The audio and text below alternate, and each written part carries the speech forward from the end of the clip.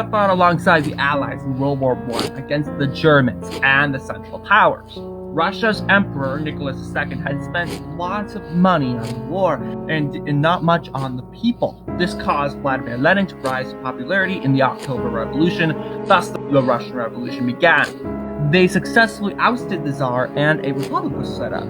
But that republic did little to make the people happy, so a civil war breaks out. Needless to say that Russia jumped out of the war before this all broke out. There were the Red Army forces and the White Army forces. The Whites had the upper hand when it came to allies, as they had got support from most democratic nations.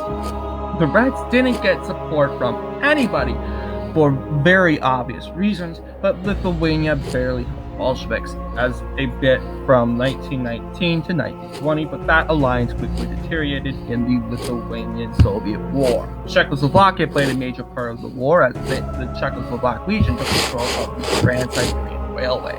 Tsar Nicholas and his family were brutally murdered in 1918. By this point, the Reds spreaded and occupied lots of Russian land, mainly in the west at Moscow. Bolsheviks clashed with the Lithuanian and Polish and Ukrainian separatists, but that pretty much failed. Whites were losing the war despite getting most of their support.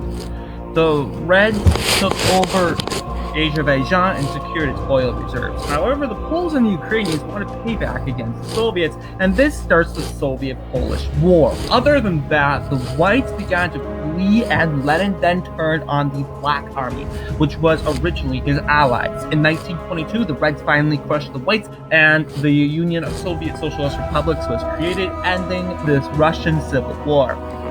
The Soviet Union, as it is now called, became the first Marxist-Leninist republic, or other words, communist nation, and it became very influential to World War II and the Cold War, especially Joseph Stalin, who became the dictator after Lenin died from a stroke.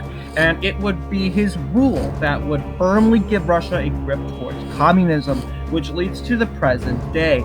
As of the year 2022, it has officially been 100 years since the end of the Russian Civil War, and the 100-year anniversary of the Soviet Union will be on December 30th, 2022.